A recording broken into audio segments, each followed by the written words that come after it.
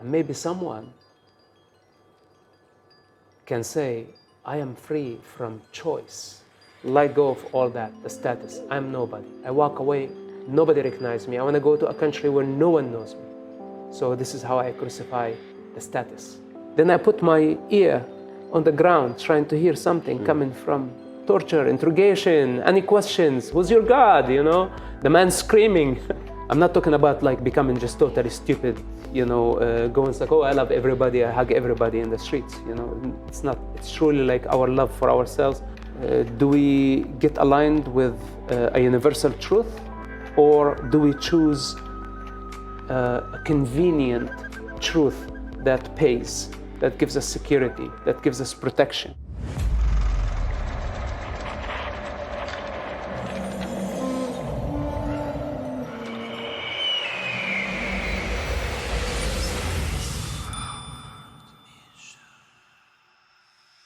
Hello, brother. Hi. Hi. Thank you for your time. Thank you for your interest. So, Mosab, I'll ask you about what is the purpose for you? Do you trust in this? For many years I thought I had a purpose.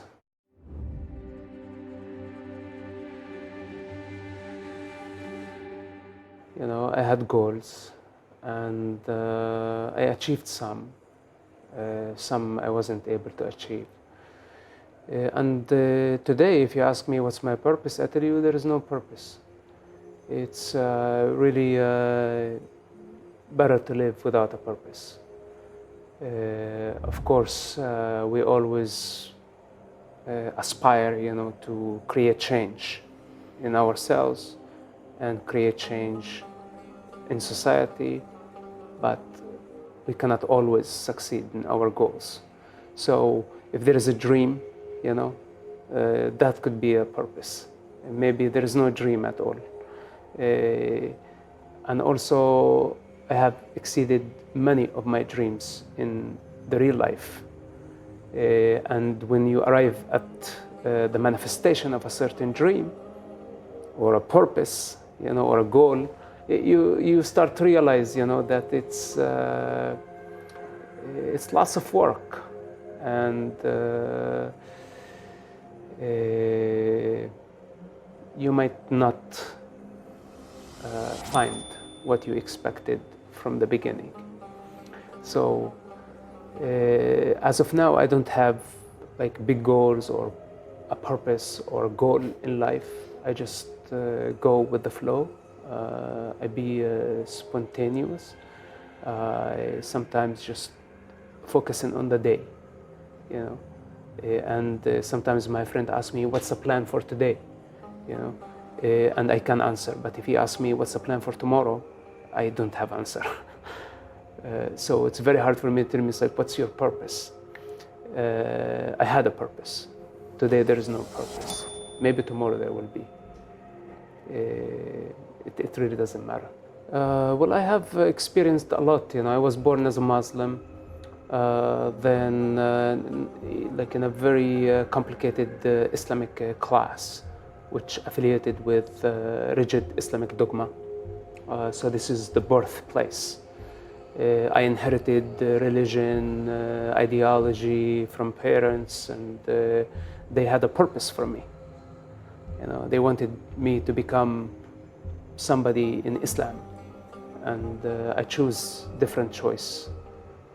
I make my own path, but because I choose a different path for my life, I lose security and comfort of my parents and their society. Also, unfortunately, when you say no to the conditioning of your parents or society, also there are consequences. So the journey is not actually within a certain society, it's also the journey out, how you get out. Because getting out, imagine so many guards with guns and so many soldiers and so many barriers and so many walls of isolation and so many traps. All that, I had to face throughout the journey. So it's not easy. Many people assume that you get out of a culture is easy. You just buy an airplane ticket and fly over political borders and you are in a new place. It's not as easy as that. In order for you to transcend, your mental and spiritual barriers, cultural barriers, and most importantly, to transcend your conditioning, this is the journey. From there, I moved to the United States, and I had encounter with Christianity, which it's like I personally fascinated by the persona of Yeshua, or in America they call him Jesus. So how one person was able to confront the religious authorities and rebel against conditioning and against traditional, and express his freedom, which basically he paid a price by blood, but no fear. So that helped me actually to, I use him as a role model for my life to actually find my freedom, even if people will crucify me, it's okay. But this fascination of Yeshua led me to Christianity. And I became friends with many Christian people. I myself don't practice Christianity as a religion, but this gave me the opportunity to actually see from first-hand experience what Christianity is all about, and many denominations of the Christian realm, and what they stand for, and the lifestyle that they have. So this became like another trip, you can say. So there is like a trip in Islam from the age of 0 to 25. Then there is like a journey in Christianity, even though like not church going, but like very close. Then there is experience with people and a nation I love very much, which is the Jewish people. My parents disagree. My nation disagree. They consider the Jewish people, and they consider especially the Israeli people as enemy. And I choose completely the opposite, and I say they are not my enemy, they are my friends. And this has been a fascinating journey for me, because when you get to the other side where everybody tell you they are bad, they are killers, they're killing us, they want to drink our children's blood, This is what people in hatred teach you as a child, and whoa, the Jews want to drink my blood, so as a child, immediately you start hating them, But to know the truth, you have to go and experience for yourself, see with your own eyes what they do. And this has been my journey. And I met most amazing people in the world, most creative people that contributed to humanity in every field of existence. So this is like another journey with Judaism, Then from there I moved to Asia, which basically gave me an experiment with a little bit of Hinduism, Jainism, and Buddhism. When I say all that, I don't mean like practicing as a religion, but I studied scripture. I met with unknown masters in that field, and gave me access to this culture. So as you see, there are so many cultural barriers that I have traveled through that brought me to this place today. Yes. And it's really, I cannot encapsulate all of it just in one sentence. I'm really interested to ask about your childhood. How was it? So my childhood was very rough. There was lots of violence, and it's a violent culture in principle. Middle Easterns don't actually, they're not careful how they interact with children in principle. Not everybody, but the majority, it's okay, to beat up a child. It's okay to maybe intimidate a child, threaten a child. And in many cases, unfortunately, with the Middle Eastern culture, sexual repression and the collective consciousness, at least the announced, is against sexuality. So there is repression. And repression always creates disease, And the numbers of rape issues against children is unbelievable. You can ask CIA, they have very good statistics about this. And this could be actually the biggest problem that the Middle East is facing, which is rape. So it's, there are stories that we know about, there are stories we don't know about. But truly, for a child growing up, in the Middle East in general, is very, very difficult environment. That's number one. Number two, in our environment, it was war, which is Palestine, Israel. So people are fighting and killing each other on a daily basis. You see bloodshed everywhere. So all this is observed through the lens of a child who doesn't know a higher truth, and it doesn't have the power of discernment, to know a higher truth of who's right, who's wrong, or how actually the suffering originates. Taking all this in consideration, you have destroyed a child. This is how you destroy a child. And you take intelligence and you just give them stupid beliefs and education, conditioning. So against all the odds, I would say I survived. Because all these obstacles put you in a grave immediately, or put you in a small box, or blind your view of life. And for any individual to break through such obstacles is a miracle. It's a miracle. What's happened? Why you decided not to go this way? It's not. I think I know. I understand it's about the points of transformation in your life. Right. Yeah. So I'm very interested in this. Yeah. What's happened? It's a chain of events. Chain of events, and each event, each phenomena is directing you to a certain way to see a higher truth. It's a choice. Do we get aligned with a universal truth, or do we choose a convenient truth that pays, that gives us security, that gives us protection, that is known to us? Local truth, man-made truth, a belief system, a system. Or, it's like we see the absurdity of all systems and their limitation. Some people still believe that Santa is going to come and bring them all the gifts, so they are waiting. And some people realize that we have to do the work.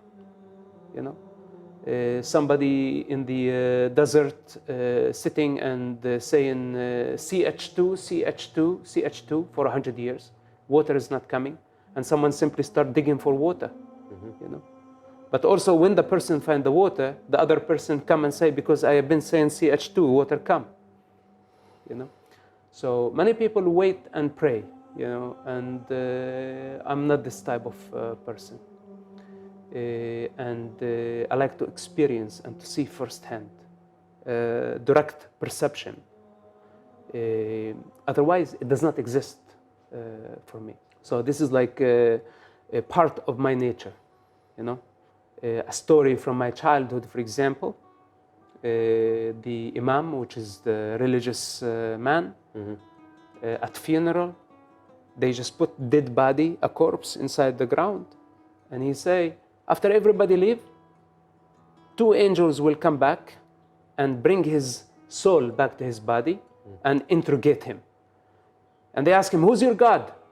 If he doesn't know the name of his God, they torture him.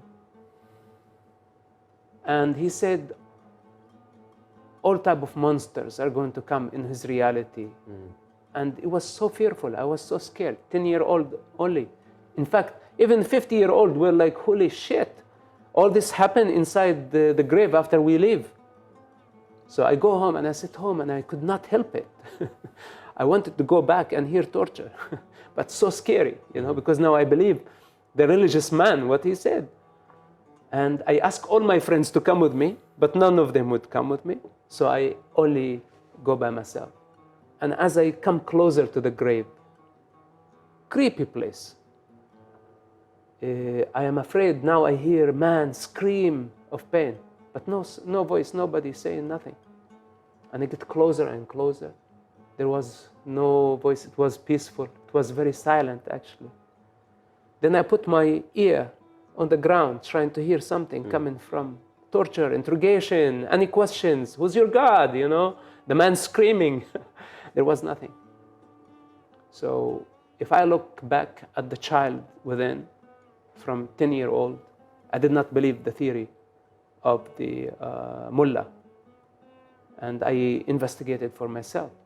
Eventually, the graveyard became my playground because we did not have playgrounds. And this is where actually I explored and I came face to face with death, to accept the truth and the reality of death.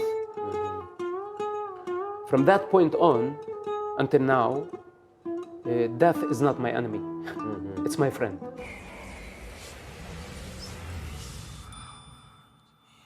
The dark night of the soul, Yes. and every human being goes through that, where it just gets dark and there is no resolution, there is no way out of whatever hole, we've been digging for ourselves. So first of all, the good news, everybody can get out of a situation, and all of us can create change. If you look at my life, I have created change. I have recreated, reinvented myself again and again and again to the degree that I got tired of it. So I don't, not to mention for someone to just recreate, reinvent a situation, So practically, for those people who live in darkness today, there is a way out, but no one else is going to come from outside to help. Okay. By the way, the help from outside is just a guide. People come from the outside to give us a hand, to show us a way, and they disappear. And all we have to do, use our intelligence and do the effort, the right effort. Because even if you meet the greatest masters of the universe, let's say it's like it happened that, I'm a man of a great wisdom, I cannot guarantee that I can help your people, And nobody, those who claim that they can help others, they are liars, First of all, I help myself. When airplane is crashing, they say, you help yourself first, put the oxygen mask, then you can help the others. And this is the reality of life. We are all on an airplane and we are crashing. First, we need to help ourselves, put the oxygen mask. Then after that, we can help others. So for those people, I helped myself, and I freed myself from lots of bullshit, lots of beliefs and lots of patterns, things that I created for myself, things that were enforced by others. In order for us to really emancipate ourselves, we need to do the work. No one else will come do it. So even if it happened that you met a Buddha in your life, or a Christ, or the greatest guru, they can show you the way. They cannot do the work on your behalf. You still need to do the work on your behalf. Simple things. Correct your food. Breathe. Sleep well.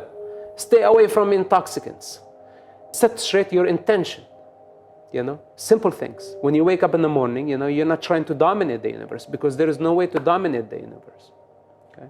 Because it's a responsibility. Everything that I have in position right now is responsibility. So if we understand that all objects, all relationships that we have in this universe are responsibility, then maybe instead of having 1,000 items on our list, we can reduce it to maybe 100. Maybe we can reduce it to 50 or even to 5 and focus on those. Why we depressed? Because we are trying to do all the things of the universe, and we fail to do them. So if there is, I don't call it advice. It's actually, I don't see a way around it. We need to concentrate. So we reduce and we reduce our list. We breathe throughout the process, and we take care of the body that we are living in. Doesn't matter, you're Christian, you're Muslim, you're Jewish. Your nerve system doesn't know this shit. So if you are taking stuff that is going to irritate your nerve system, your Judaism or your Christianity or Islam is not going to save your ass in that situation. So to know our body, to know ourselves, that was the greatest advice of the greatest philosophers. Socrates, for example. Know thyself. Okay? Know the vehicle that we are living, this body, and through food, through breathing, through intention, through harmony, through love, compassion, forgiveness. I'm not talking about like becoming just totally stupid, going like, oh, I love everybody, I hug everybody in the streets. It's not. It's truly like our love for ourselves, our love for life, and the power of discernment also. When to love and when to withdraw from any action. So these are the things. I mean, like I can go on and on and on, but also I don't want to make it into a religion, for someone. But yeah, it was really a scary place because I didn't know what to do. And the traumas of my past and losing my family and the cultural shock and being alone, were things that I had to deal with. And when you are alone and when you are on your own, it's hard, but your chances of making it out also are good, because sometimes when you have people around, they will mislead you, they will drug you with their ideas, with their thought, with pitying you, with crying a little bit with you, and emotionally identifying with your struggle. So you think, that people really care. So this just gives you a little bit of gas to press on. But being alone in the mess, it's for you, it is death, and you have to face it again and again until you find your way out. And to learn basically how to crucify the status, which is basically the ego. So if you have accomplished something, you created a status for yourself, you became a celebrity or a rich person or a doctor or a lawyer or a respectable person in the society. It's all images, that we create. We did something, it left an impression on the society, and the society perceives us as the status right now. Very important for anyone who is stuck in a situation, whether if they were the president, the doctor, the lawyer, or the nobody, the one that no one knows about, to let go of status, of ego, of what we think we are, to let die, even temporarily. And if we are able to die to that persona, even for a short period of time, we already start exploring outside that barrier. In my case, it was success and failure. I made name, I made success, I sold lots of books, I was in Hollywood, red carpet parties and celebrities and Hollywood Hills, all it had to offer. But then I came to realize that I was empty. But Hollywood was giving me recognition, power, money, prestige, all that. But I knew I was empty and I knew I was dying. So I had to let go of all my toys, fast cars, motorcycles, luxury, money, opportunity. I had to cancel all contracts I had with the industry and walk away. Go somewhere else, somewhere new. No email, no Facebook, nothing for a long period of time. And the moment I let go, I said goodbye to my friends, and we were crying over the phone. They could not believe it, that I was just, that's it. Given up life. Even they used to say, you have a beautiful life. Where the fuck do you want to go? And I was like, but this is not for me. I want to go somewhere else. I don't know. I just want to walk away. And I walk away. Then things start happening.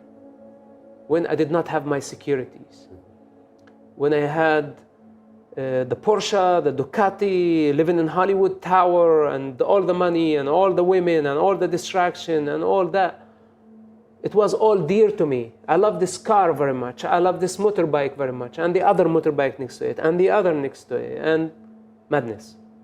Madness is why I was suffering, suffocating all these positions. Let go of all that, the status. I'm nobody. I walk away, nobody recognizes me. I want to go to a country where no one knows me. So this is how I crucify the status. So I move on. Then I found the simple things in life. Simple things. Simple people. Unknown people. They weren't celebrities. They weren't famous politicians. They weren't very wealthy people. They were very simple people who actually, with their compassion and love and not concerned of my past and what I had accomplished, they saw a broken man who's really looking for a way out, and they had compassion towards it. And with just small adjustments to just put me on the path, to help me emancipate myself. But I still needed to do the work. And why the Hollywood people were so interested in your stories? Because the book before? Hollywood was interested because they saw, first of all, my story and my past, career past as a espionage. So there is like thrill to it. Yeah. The world of deception, espionage, creating alternative realities to societies and manipulating the average mind to pass policies, politics, and all that. So that was 10 years of my life also. So for Hollywood, they're looking for a thriller, and this is why they were interested, and this is why they offered, or actually they paid lots of money because of this. But they want to take my universal being and reduce it to a product. And this is where I had a problem with them, that I cannot be reduced to a movie, to a book, to 10 books. This is just things I did, things I am doing. And all the status that is going to come from that, it's not going to give me satisfaction. It's not going to give me contentment. It's not going to give me equilibrium. And those are things that I only can get myself through my own practice. So, and this is how, just we keep breaking through little by little, That was the foundation for what to come after. And it was much greater than all the things that I have experienced before. And when I go back to Hollywood, there was all type of surprises, all type of offers, all type of, and totally different people, that I thought I made it to Hollywood before, but I only made it to Los Angeles, But after I announced renunciation, you can say, of all the things that I thought were valuable to me, this is when actually I met the most powerful people in Hollywood industry, the ones who actually can make things happen, the ones who actually made my movie happen with the right intention, with the right vision. And we became friends, and I met their families, and it became an eternal bond. Even though I'm far away from Hollywood right now, it's like home for me. So this is just another example of how to let go, of what we want, how we are going to dominate. Some people go to Hollywood, I want to dominate Hollywood, or go to a certain religion, I want to become the guru, or I want to become the president, I want to become the doctor because the doctor gets paid well, or the attorney. It's a trap. I'm not saying not to be all that, but without attachment. To be all that without looking for fruits, the outcome. Let it just come on its own terms. If you do the right work, it's going to be the right outcome, but you don't force it, because I personally tend to take the fruit before it's ripe. And then, it's not good. Well, because you did not wait. I did not wait.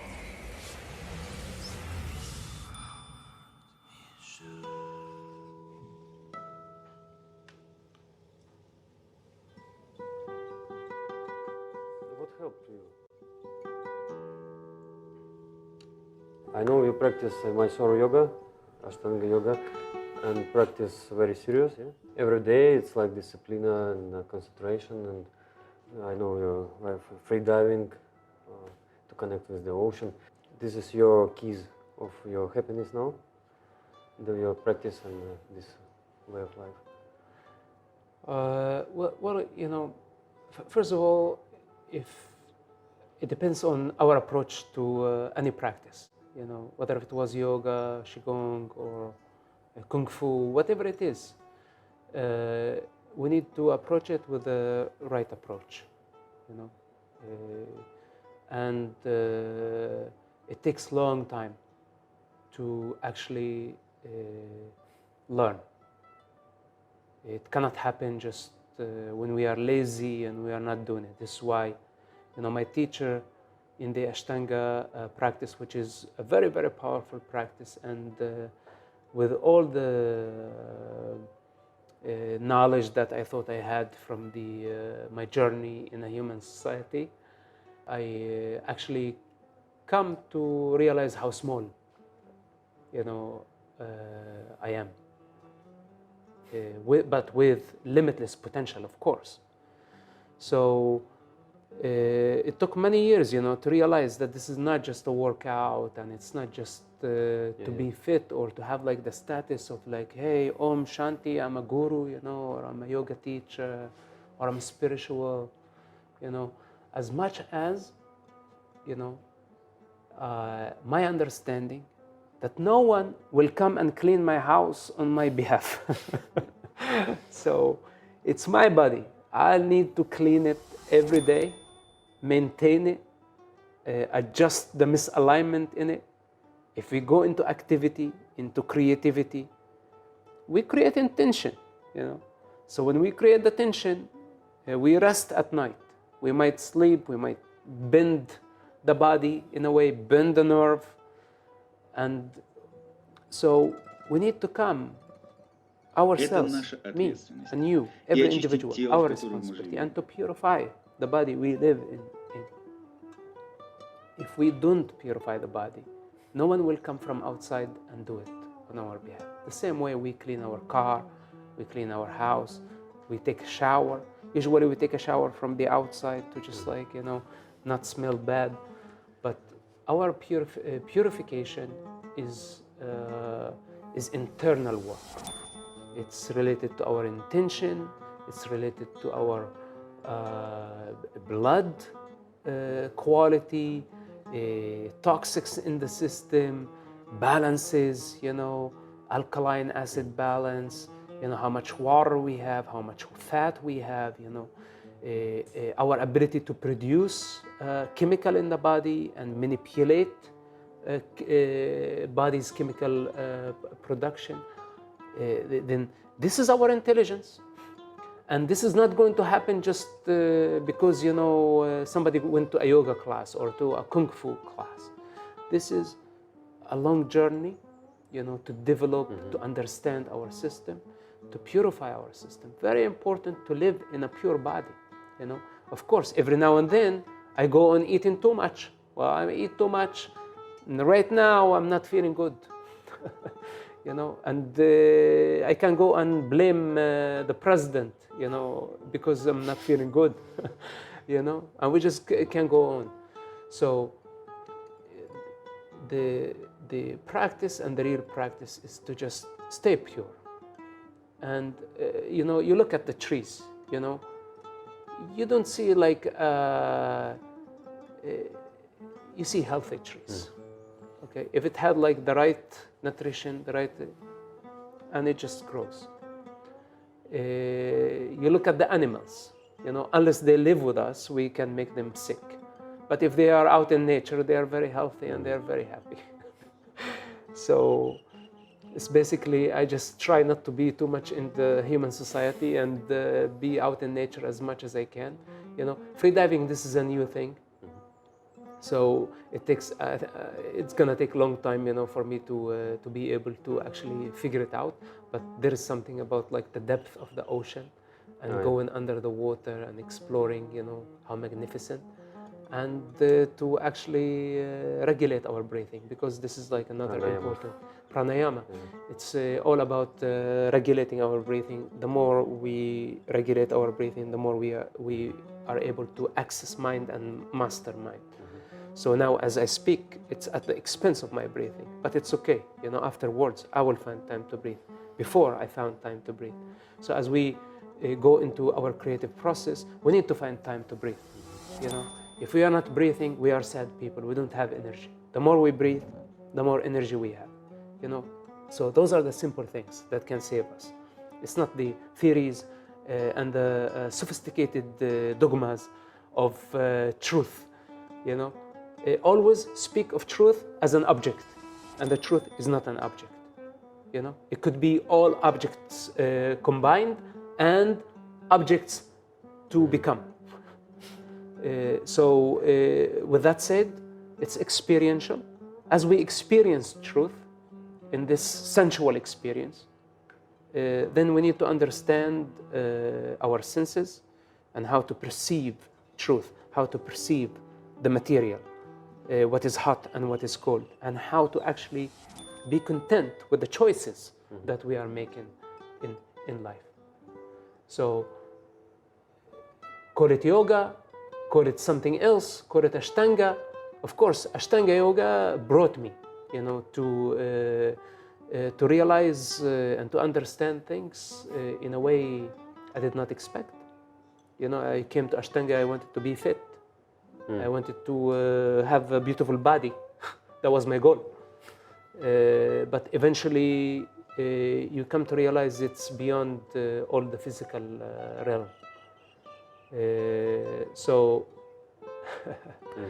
with that said, thanks, you know, to my teacher and his teacher and all the great teachers that actually put us on the path. But, well, if I tell you now Ashtanga Yoga, can this guarantee for every individual in the universe to emancipate themselves? Absolutely not. You know, I can be in the room, you know, with 50 other people and doing the same exact pattern, same exact sequence, you know, but 50 people experiencing 50 different things. The truth, it's about the freedom. Practically, freedom is a broad term, and many people use freedom. You know, everybody can claim that they are free, but they are conceptions. You know, maybe somebody, because they can make 2 choices, they think they are free. Maybe someone, because they can make 5 choices, they think they are free. And there are people with lots of money that they can make 1,000,000 choices at once, simultaneously. They think they are freer. And maybe someone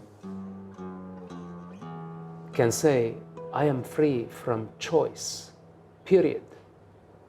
I don't have to make 1, I don't have to make 5, I don't have to make 1,000,000. I don't have to make choice at all. I'm free from choice. Then someone might come and say, I have the free will. Then other person would tell them, I am free from will. I have the freedom to believe. Someone say, I have the freedom to disbelieve. And other laugh at them both and say, I have the freedom not to think at all, not to believe, not to disbelieve. And above all, someone say, I am free from freedom. And from purpose, and from mission, from God, and from love. From freedom. From earth. Okay. Oh, thank you. So, do you have some your favorite movies? Well, I think movies is just, just a trip. I go on a trip and I totally forget about them. Whatever I learn, I learn. If there was something to learn, sometimes I cry, sometimes I laugh. Sometimes I cannot go through more than 5 minutes into the movie, but I don't have recommendations for anybody. At the end of the day, we will project whatever we want into any reality. I project on you, my truth. I project on the movie, the events of life. This is life, and I cannot. That's like the thing that I avoid to tell people: read this book, watch this movie, this documentary.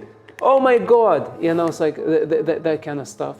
Especially for those who don't know how to, they don't know their individuality. Mm-hmm. Like yesterday, I was telling my friend, we have to watch this documentary. It's amazing, But he knows his individuality, But I cannot recommend it to public, and they think if they watch this material, or if they read this book, or if I give them the 10 golden steps to heaven or to paradise, they are going to be free eventually. Mm-hmm. This is what all the religions and all the gurus and the masters have been doing. I am no guru, I'm no master, I'm no religious, I'm just me. And I don't want them to follow me. I want them just to be themselves. Mm. Whatever choice that they make, just that we know that we are the legitimate creators of our own reality. The world that we know we have created in all its relationships and all the outcome that is coming towards us. When we see it and don't recognize it and we don't want to take responsibility for it, we just suffer more because it will keep coming back. But the moment we say, yes, this is my child, if you have a child, this is my family, this is my world, and I accept it, and if I have to emancipate myself from it, I emancipate myself from it. Thank you so much, Mosab. Okay, brother. Thank you very much. Thank you.